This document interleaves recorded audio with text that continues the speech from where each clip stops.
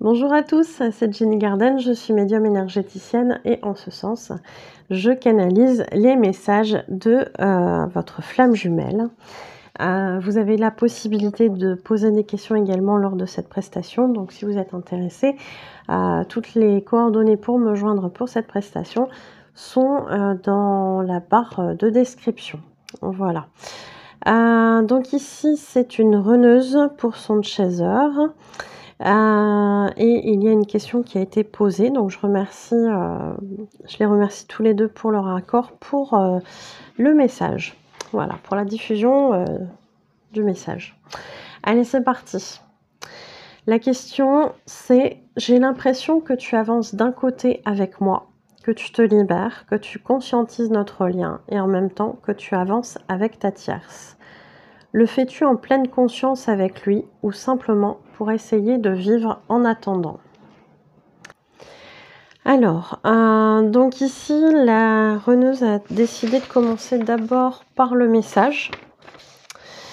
Donc je vais vous lire le message libre et puis après elle répond à la question. Alors, je suis fière de ton avancement. Tu fais preuve de beaucoup de résilience à mon égard et c'est important pour la suite. Je suis navrée de t'avoir blessée par le passé et peut-être même encore ces dernières semaines. Mais c'est aussi comme cela que toi et moi pouvons avancer vers le meilleur de nous-mêmes. Je sais que ton toi en 3D, donc celui qui est incarné dans la matière, est en capacité de le comprendre. Je n'ai pas besoin de parler de cela à ton âme qui le sait déjà. Ce mal que l'on fait sans le vouloir vient appuyer là où c'est encore douloureux pour nous aider à évacuer le négatif. Bon, à l'image d'un furoncle, désolée, ce n'est pas super glamour. En expérimentant ce négatif, nous le comprenons. Comprenons nos dysfonctionnements et leurs causes. Ce n'est pas comme ça que nous pouvons guérir et sortir de nos blessures et schémas destructeurs. Et ça, nous nous le faisons vivre mutuellement. C'est un merveilleux cadeau que nous nous faisons, car il nous permet de nous transformer en version plus lumineuse et surtout à aller vers un amour sain qui perdurera infiniment. Je te remercie de m'accompagner vers ces belles transformations. Je te remercie de m'aider à aller vers cette lumière intérieure que je ne voyais plus. Je commence à en apercevoir de nouveau la direction grâce à toi.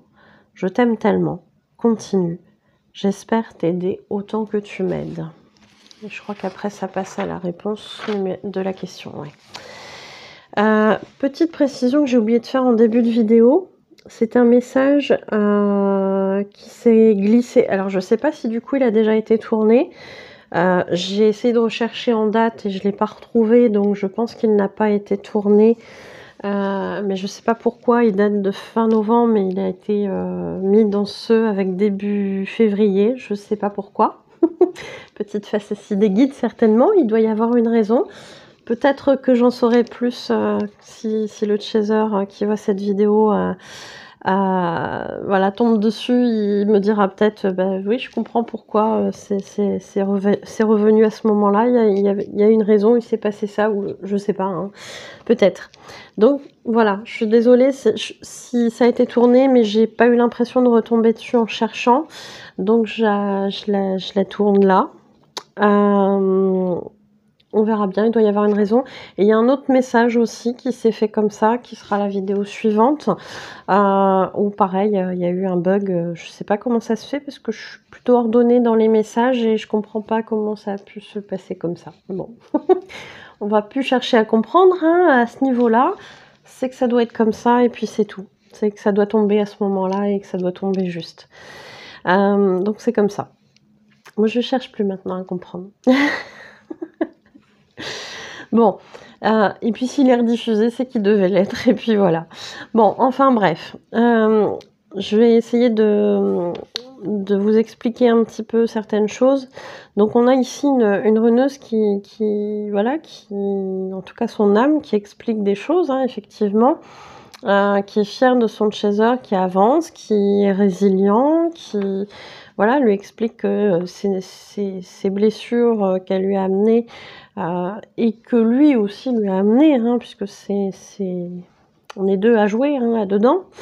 Eh bien, ça n'est pas pour rien, hein, puisque c'est vraiment pour se libérer et arriver à une relation plus saine, pour avoir quelque chose de très beau après. Donc oui, c'est un travail d'équipe que le runner et le chaser font, sur ce parcours pour se faire avancer mutuellement, pour s'aider à se libérer non seulement des blessures que l'on a dans cette incarnation actuelle, mais aussi des blessures qu'on a eues dans d'autres incarnations ensemble. Donc il y a des dysfonctionnements, il y a des schémas destructeurs, des blessures, effectivement, tout ça on se libère et on devient plus lumineux, entre guillemets, plus sain dans nos agissements, hein. C'est douloureux pour les 2 ce parcours, encore une fois, hein. Mais c'est tellement beau après. On est tellement mieux une fois qu'on s'est libéré de ces blessures et de ces schémas dysfonctionnels que, ça permet effectivement d'avoir, une forme de sérénité qu'on n'avait pas avant et voilà. Donc ça vaut le coup. Ça vaut le coup. C'est pas facile, mais ça vaut le coup. Il y a aussi quelque chose qu'elle lui dit qui est important, je trouve. Je te remercie de m'aider à aller vers cette lumière intérieure que je ne voyais plus. Quelque part, il y a aussi toujours dans les canalisations que je fais cette image du runner qui va avancer avec la lanterne du chaser qui aura commencé le parcours. C'est symbolique, hein, bien évidemment, mais quand elle parle de cette lumière intérieure, effectivement, il y a des choses qu'au fond d'elle-même, elle ne voyait pas. Et elle commence à mettre la lumière justement là-dessus. Et ça, c'est bien, hein, c'est bien, c'est très bien. Allez, la réponse à la question qui était en gros, est-ce qu'elle le fait en pleine conscience d'être avec sa tierce? Ou est-ce que c'est pour essayer d'oublier en gros son chaser, de vivre normalement en attendant que cette réunion arrive? Grosso modo, c'était un peu ça le sens de la question. Alors, elle lui répond: tes ressentis sont bons. Je conscientise peu à peu des choses. Je fais mes compréhensions, tout comme toi, au fur et à mesure de nos avancées. Garde précieusement tous les écrits que je te fais et relis-les si tu en as besoin. Cela te permettra de comprendre ce que nous vivons tous les deux à ce moment-là. Et peut-être qu'en les relisant un peu plus tard, avec du recul, cela te permettra d'accéder à d'autres compréhensions de mes réactions de l'époque. Tu y comprendras peut-être un double sens aussi. Mais ça, ce sera avec le recul, pas tout de suite.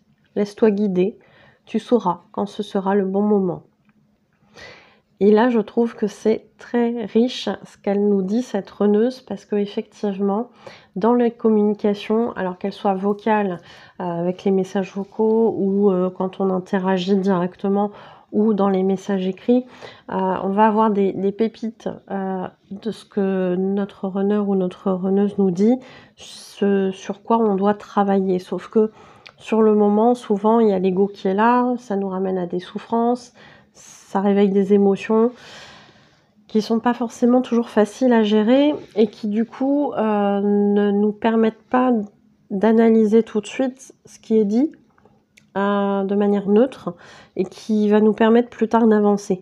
Donc effectivement, alors je dis pas, je conseille pas aux personnes, hein, aux chasers de relire sans cesse les messages, bien évidemment, il faut vivre notre vie.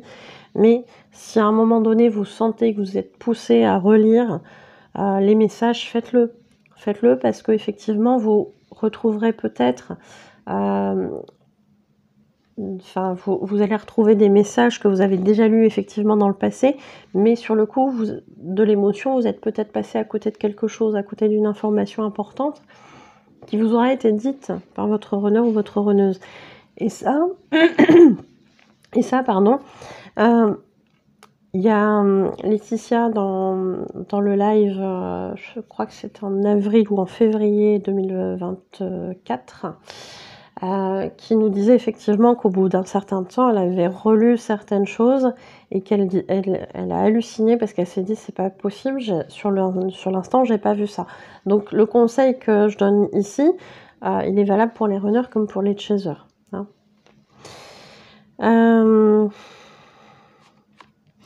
Alors je continue le message. Et oui, je me libère peu à peu de tout ce qui me cloisonne.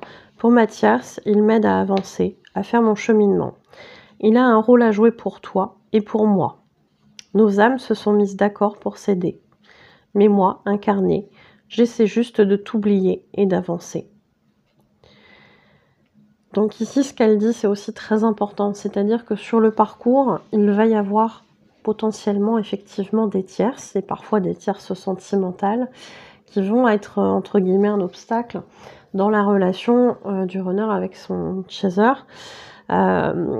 Et c'est pas toujours évident. C'est pas toujours évident de voir la personne qu'on aime avec quelqu'un d'autre, bien évidemment, que ça soit dans un sens ou dans un autre.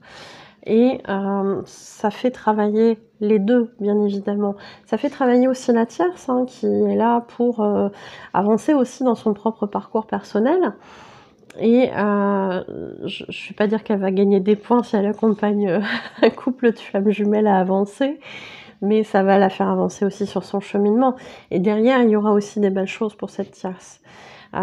Qui aura aidé, hein, ce duo de flammes jumelles.